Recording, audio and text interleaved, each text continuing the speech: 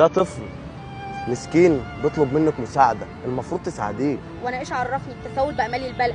ده غير يمكن كده بيكذب. انت طلعت حراميه كمان. ما يمكن افرض انت كنت عايز تاخده وانا قلت اخليه انا لحد ما حد بقول لك عايز ده يسأل تبع عليه. اصلا، ده وانا ما كنتش ده أعرف موبايلي، عادي. ده موبايلي. ما كنتش شايفه أعرف. صورتي؟ دي صورتي. ما خدتش بالي، انا كنت عايزه اعينه لحد ما يجي حد يسال عليه. عايزه تعينيه؟ اه. احنا بس يعني يا ريت ما تعمليش كده تاني، او في اي حد محتاج مساعده منك تساعديه. احنا بس بنعمل كده عشان عايزين نوصل رساله للناس. يعني انت لو مش عاوزه الفيديو ده ينزل خالص انا مش هنزله، انا عاوزك تكوني كويسه مش اكتر. والله انت ليه عملت كده؟ طيب معلش غصب عني والله ظروف، ويا ريت ما تنزلش الفيديو زي ده عشان اهلي.